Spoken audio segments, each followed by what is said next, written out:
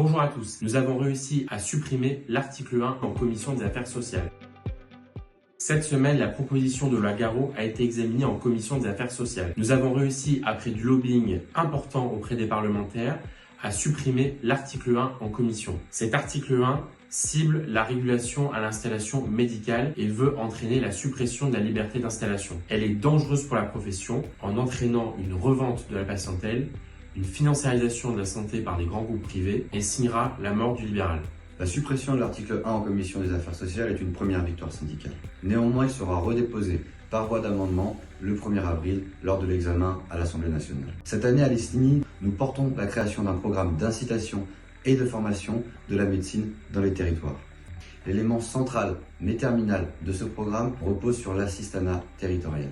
Comme les assistants hospitaliers et les assistants de territoire dans les zones qui en ont le plus besoin pourront aller exercer en ambulatoire, en libéral ou bien en centre hospitalier de périphérie. Le but est d'ouvrir la pratique de la médecine ambulatoire dans les territoires plus tôt au cours des études. Cet assistant territorial bénéficiera d'une rémunération attractive et l'assistanat territorial ouvrira des droits similaires que l'assistanat hospitalier, notamment l'accessibilité au secteur 2 Optam. Ces assistants territoriaux permettront une nouvelle avancée vers les territoires. En étant des maîtres de stage universitaires, ils permettront l'ouverture du docteur junior ambulatoire pour toutes les spécialités autres que la médecine générale. À travers ces milliers de médecins qui iront dans les territoires qui en ont le plus besoin, nous souhaitons répondre à l'accès aux soins en prenant en compte les attentes de la jeune génération de médecins que nous sommes, c'est-à-dire mettre un pied dans la médecine ambulatoire plus tôt dans notre cursus, découvrir l'exercice libéral